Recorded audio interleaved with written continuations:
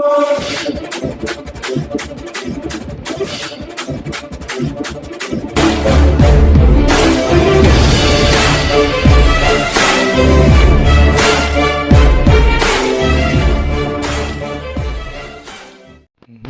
प्यारा हिंदुस्तान न्यूज़ 24/7 में आपका हार्दिक स्वागत है। खबर रोहतक से। हरियाणा के स्वास्थ्य मंत्री अनिल विज गुरुवार को रोहतक पीजीआईएमएस में 31 करोड़ की 4 बड़ी परियोजनाओं का वर्चुअल माध्यम से करेंगे लोकार्पण। क्रिकेट युवराज सिंह रोहतक पीजीआई को देंगे 100 बेड का आईसीयू। 30 जुलाई तक 64 बेड हो जाएंगे तैयार। युविज्ञान संस्था कर रही है काम। डॉक्टर ओपी कालरा बोले, तीसरी लहर को लेकर की जा रही है व्यापक तैयारियां। कोरोना की तीसरी लहर में सिर्फ बच्चे ही नहीं, अन्य लोग भी आ सकते हैं चपेट में। उन्होंने कहा 1833 लीटर प्रति मिनट ऑक्सीजन जनरेटर हो गए हैं तैयार। विदेशों से 110 ऑक्सीजन कंसंट्रेटर किए गए हैं डोनेट। कुलपति ने कहा, पीजीआई में सिक्योरिटी गार्ड घपले में गायब हुई फाइल के संबंध में पुलिस कर चुकी है एफआईआर दर्ज। इस मामले में जांच रिपोर्ट के आधार पर दोषियों को किया जा चुका है बर्खास्त। हरियाणा के स्वास्थ्य मंत्री अनिल विज रोहतक पीजीआईएमएस में 31 करोड़ की 4 बड़ी परियोजनाओं का कल गुरुवार को वर्चुअल माध्यम से लोकार्पण करेंगे। पंडित भगवत दयाल शर्मा स्वास्थ्य विश्वविद्यालय के कुलपति डॉक्टर ओपी कालरा ने आज अपने कार्यालय में पत्रकारों से बात करते हुए यह जानकारी दी।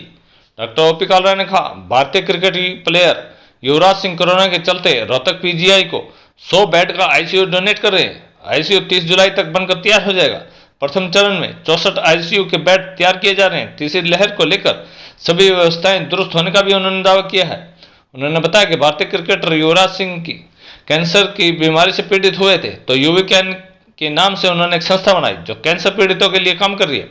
लेकिन कोरोना 2 साल से जिस तरह से पैर पसारे, अब यह संस्था कोरोना को लेकर काम कर रहे हैं, जिसके चलते उनकी संस्था ने रोहतक पीजीआई को 100 बेड का आईसीयू देने का काम किया है। कुलपति डॉक्टर ओपी कालरा ने बताया कि आईसीयू के लिए इंफ्रास्ट्रक्चर बनकर तैयार है और 30 जुलाई तक उनके पास 64 बेड तैयार करने का सामान पहुंच जाएगा। यह डोनेशन कोविड के इलाज के लिए एक बड़ा कदम साबित होगा। उन्होंने कहा कि कोरोना की तीसरी लहर में सिर्फ बच्चे ही नहीं, अन्य लोग भी इसकी चपेट में आ सकते हैं। हालांकि देश में काफ़ी लोगों की एंटीबॉडी बन चुकी है और वैक्सीन भी बड़े स्तर पर लगाई जा चुकी है, जिसके चलते उम्मीद है कि तीसरी लहर में हम लोग बच पाएँ, लेकिन फिर भी हमें अपनी तैयारी दुरुस्त करनी होगी। तीसरी लहर के अंदेशे के चलते रोहतक पीजीआई में 2 ऑक्सीजन जनरेटर लगा दिए गए हैं, जिसके चलते लगभग 1833 लीटर प्रति मिनट ऑक्सीजन तैयार की जाएगी, जिसके द्वारा श्यामलाल बिल्डिंग में बनाए गए कोविड अस्पताल के सभी बेड पर ऑक्सीजन सप्लाई की जाएगी। यही नहीं, 110 ऑक्सीजन कंसंट्रेटर विदेशों से रोहतक पीजीआई को डोनेट किए जा चुके हैं। उन्होंने बताया कि रोहतक पीजीआई में 2080 बेड में से 1200 बेड पर ऑक्सीजन की सुविधा देने को लेकर काम चल रहा है और कई परियोजनाओं का शिलान्यास कल प्रदेश के स्वास्थ्य मंत्री अनिल विज करेंगे। एक अन्य सवाल के जवाब में कुलपति डॉक्टर ओपी कालरा ने कहा कि पीजीआई में सिक्योरिटी गार्ड घपले में गायब हुई फाइल के संबंध में रोहतक पुलिस ने एफआईआर दर्ज कर ली है। इसके अलावा इस मामले में की जाँच रिपोर्ट आ चुकी है और दोषियों को बर्खास्त भी किया जा चुका है। रोहतक से अनुप कुमार सैनी की रिपोर्ट। स्वास्थ्य मंत्री श्री अनिल विज जी कल पीजीआईएमएस संस्थान के अंदर कई परियोजनाओं का लोकार्पण कर रहे हैं, जिनमें से मुख्यतः जो 3rd वेव के लिए तैयारी की जा रही है उसके लिए 2 ऑक्सीजन जनरेटर प्लांट्स, जिनकी कैपेसिटी 1000 लीटर पर मिनट है और दूसरे की कैपेसिटी 833 लीटर्स पर मिनट है। ये दोनों कमीशन किए जा रहे हैं और इनका लोकार्पण कल किया जाएगा। इसके अलावा एक नई आईसीयू भी बनाई गई है जो शुरू में न्यूरोसर्जरी के लिए यूज़ की जाएगी, लेकिन अगर कोविड 3rd वेव आती है तो उसके लिए भी ये आईसीयू इस्तेमाल की जाएगी। इसके अलावा इस संस्थान में हमारे पास कई सालों से एक हेमोडायलिसिस करने की सुविधा है, यूनिट है, लेकिन क्योंकि इस सुविधा के लिए डिमांड बहुत ज़्यादा बढ़ रही थी तो एक 12 बेड की hemodialysis facility public private partnership के अंतर्गत भी डेवलप की गई है, जिसके अंदर डायलिसिस करना शुरू कर दिया गया है और यहाँ पर अत्यंत कम दाम के अंदर डायलिसिस किया जा रहा है, जिसमें पेशेंट से करीब 750 रुपया और 150 रुपये का और सामान आता है। करीब 900 रुपये के अंदर एक डायलिसिस किया जाएगा, जिससे आम आदमी को बहुत फ़ायदा मिलेगा और जो सरकारी स्कीम्स के बेनिफिशियरी हैं उन्हें मुफ्त में डायलिसिस भी दिया जाएगा। इसके अलावा जो रोगियों का संक्रमण हो जाता है कोविड से या किसी और बीमारी से, तो उसके बाद उन्हें इन्फेक्शन होने का ज़्यादा खतरा होता है और उसके कल्चर सेंसिटिविटी रिपोर्ट आने में पहले 2 या 3 दिन का समय लगता था। हमें उम्मीद है कि एक नया जो डायग्नोस्टिक इक्विपमेंट आया है, जैसे माल्डीटॉफ और बायोफायर एसे, तो ये करीब 1.25 करोड़ की लागत से आया है। हमें उम्मीद है कि इस मशीन के आने से जो आईसीयू के सीरियस पेशेंट्स हैं उनके अंदर इन्फेक्शन का डायग्नोस करने में हमें कुछ घंटे के अंदर ही सफलता मिल जाए। इन सारी सुविधाओं से हमारे पीजीआईएमएस में आने वाले कोविड के पेशेंट और नॉन कोविड के पेशेंट सभी को अत्यंत फायदा होगा। इसके अलावा स्वास्थ्य मंत्री जी कुछ नई परियोजनाओं का भी शिलान्यास करेंगे, जिनमें मुख्यतः है कि एक डिपार्टमेंट ऑफ न्यूक्लियर मेडिसिन, जहां पर पेट स्कैन और radio nuclide investigation gamma camera की सुविधा प्रदान की जाएगी। इसके अलावा लीनियर एक्सेलरेटर के लिए एक कॉम्प्लेक्स बनाया जा रहा है। इसके अलावा एक कम्युनिटी सेंटर भी बनाया जा रहा है और एक लेक्चर थिएटर के साथ एक कन्वेंशन हॉल बनाया जा रहा है।